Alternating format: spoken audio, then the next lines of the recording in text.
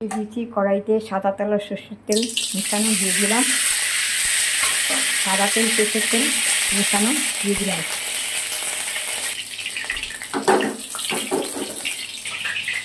এবারে এখানে যে ডিম আছে, ডিমের মধ্যে সেদ্ধ করে ছাড়িয়ে নিয়েছি আর নুন হলুদ একটু 1 চামচ লেবুর রস আর একটু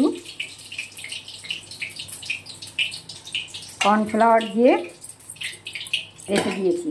এবারে এই তেলের মধ্যে দিয়ে দেবো নুন হলুদ আর কর্নফ্লাওয়ার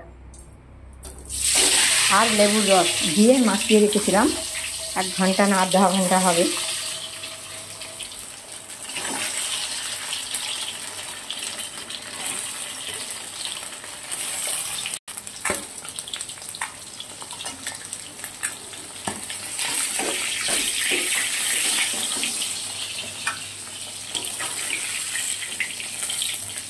আমি একটু তেলের মধ্যে নেড়ে ছেড়ে নামিয়ে নিলাম।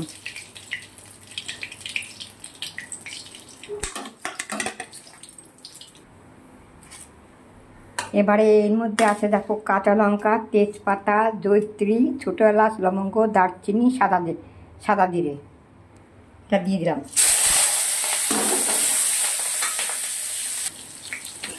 আলু,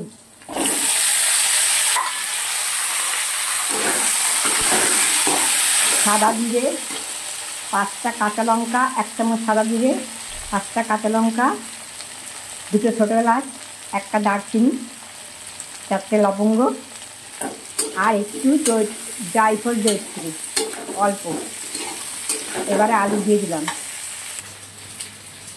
এখানে নুন আছে, এখানে টক দই আর কেশরি মেথি পাতা, এখানে পেঁয়াজ রসুন আদা ঘষা, এখানে হলুদ, কাশ্মীরি লঙ্কার গুঁড়ো আর ধনে জিরে চাট মশলা। ধনে জিরে চাট মশলা 1 চামচ, সব মিলিয়ে 1 চামচ। ধনে জিরে চাট মশলা 1 চামচ, সব মিলিয়ে 1 চামচ। কাশ্মীরি লঙ্কার গুঁড়ো 1 চামচ, হলুদ গুঁড়ো। আর এখানে বাদাম বাটা, পোস্ত বাটা আর একটু ধনে পাতা বাটা, এগুলো দেব।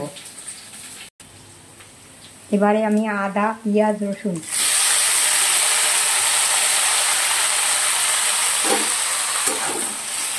আদা বাটা, পেঁয়াজ বাটা, রসুন বাটা দিয়ে দিলাম। 2টো বড় পেঁয়াজ, 6 কোয়া রসুন আর 25 গ্রামের মতো আদা। 2টো বড় পেঁয়াজ, 6 কোয়া রসুন, 25 গ্রামের মতো আদা। হলুদ দিয়ে দিয়েছি আর নুন দিয়ে দিয়েছি। দেখাতে ভুলে এলাম, নুন দিয়ে দিয়েছি 2 চামচ নুন, 1 চামচ হলুদ দিয়ে দিলাম। এই যে একা করি তো ওরকম।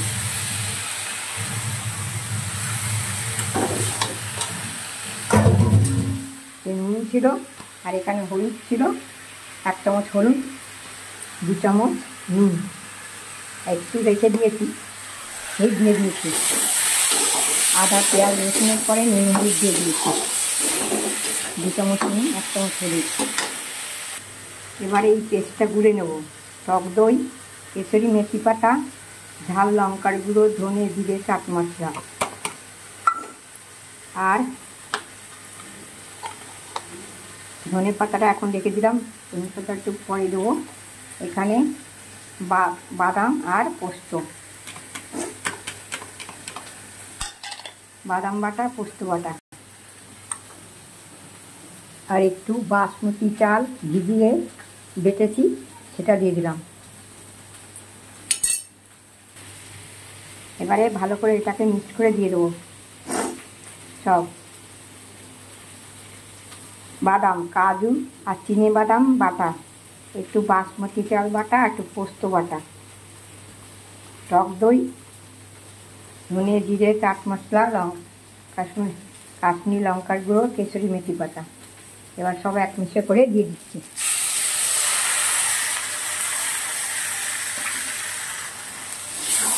আর ভালো করে আস্তে আস্তে কম জালে কষিয়ে নেব। এবারে যে chilli sauce, soya sauce, tomato sauce,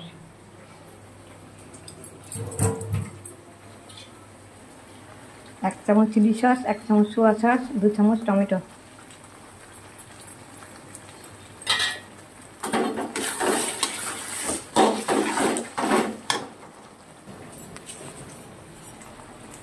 একটু চিনি দিয়ে দিলাম।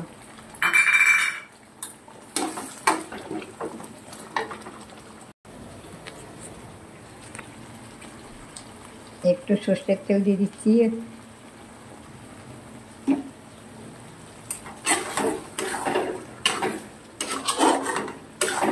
মেয়েটা ভালোভাবে আস্তে আস্তে কষিয়ে নিয়েছি।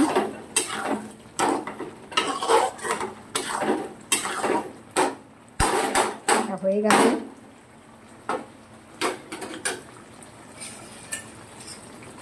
এবারে এগুলো দিয়ে দিচ্ছি।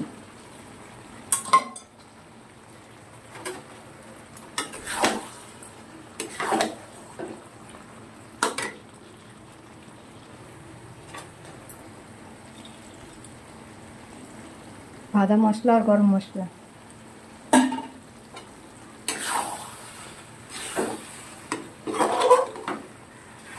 হয়ে এসছে প্রায়। ধনে পাতা,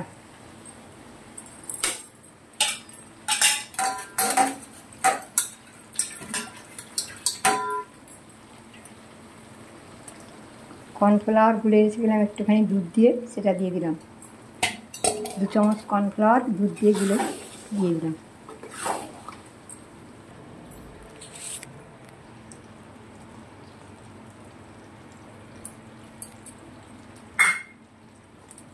মালাই,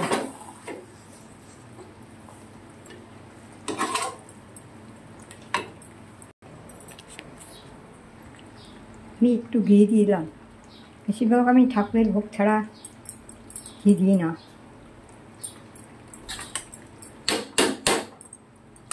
এটা একটু অন্যরকম তো, তাই একটু দিয়ে দিলাম। লাস্টে একটু মালাই দিয়ে দিয়েছি, কেননা ওটা আমি ঘরেই করেছি অল্প। ঘন হয়ে গেছিলো তো আমি এটা করবো বলে যা হয়ে গেছে মালাই। এবার আমার হয়ে গেছে, ঢেলে দেবো। আজকে বললো দিদা, আজকে ছেলেরা বললো যে অন্যরকমভাবে ডিমটা করতে, তাই আজকে যেরকম পেরেছি সেরকম করেছি। আমরা তাড়াতাড়িতে সবসময় সব কিছু হয় না, আমার দেরি হয়ে যায়। ঠাকুরকে আগে ঠাকুরের রান্না করে আগে ঠাকুরের ভোগ দিয়ে তারপরে তো আসতে হয়। এবার আমি নামিয়ে দেবো, ততক্ষণ তোমরা দেখতে থাকো। এই যে হয়ে গেছে আমার ডিম মালাই। আমি খুবই সাধারণভাবে এই ডিম কারি মালাইটা করলাম। তো হয়ে গেছে, আমি এবার নামিয়ে দিয়েছি। তোমরা সবাই সুস্থ থাকো, ভালো থাকো, সঙ্গে থাকো। ডিম মালাই কারি। যাক, হরে কৃষ্ণ, জয় রাধে গোবিন্দ, টাটা।